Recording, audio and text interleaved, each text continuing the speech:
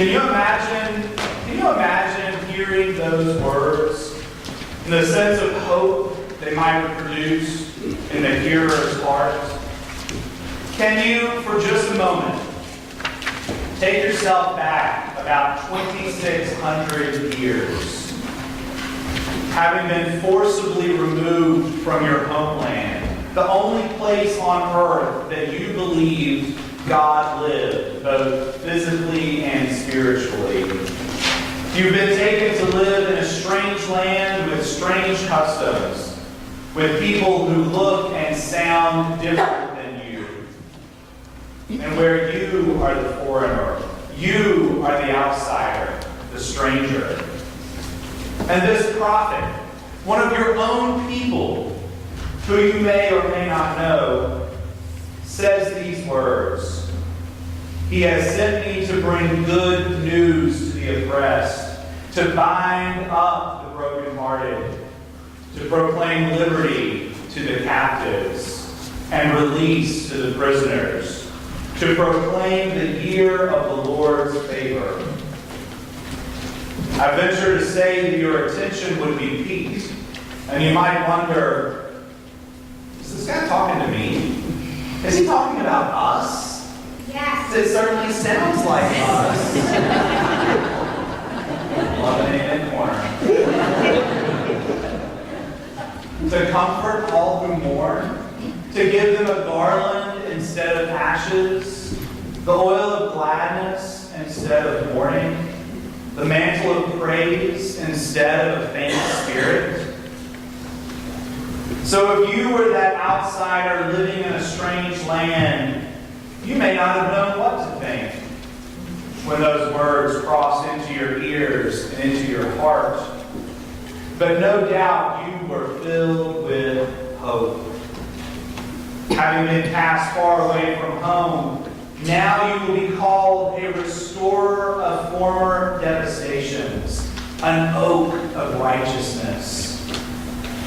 In the midst of despair, God has given hope to the people that those who are cast down will be raised up.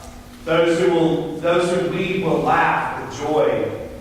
Those who knew devastation, they will know restoration too.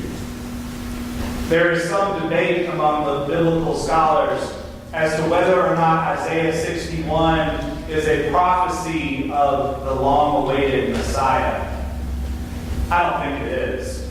I think it is simply a message of joy and hope to an oppressed and captive people. But yet, it fits so well into this third Sunday of Advent when we hear again from John the Baptist, Jesus' cousin, who is saying, I am not the Messiah, but he's here, standing among you. The Gospel doesn't tell us how the priests and Levites responded when John said that. But we know from the 4th chapter of Luke's Gospel that people didn't react so well when Jesus read Isaiah 61 in the synagogue to the people and then said, today this prophecy is fulfilled.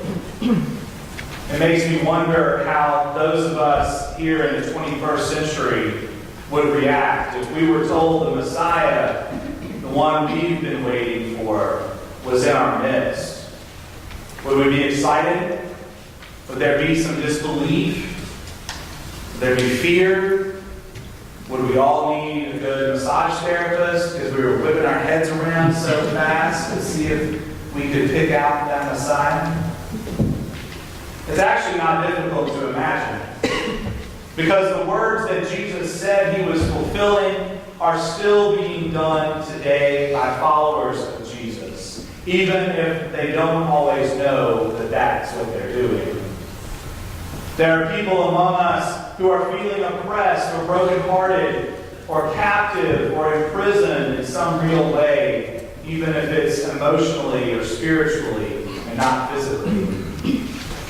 They are waiting and wondering when God's transforming power will hit them, will change them, heal them, make them whole.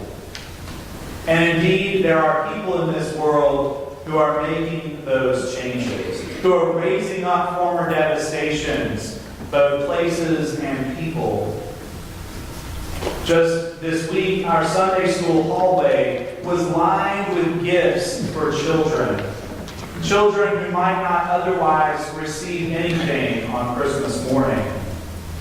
And those kids didn't just get toys and bicycles. They always received necessities like food and clothing. Those gifts stay in our area.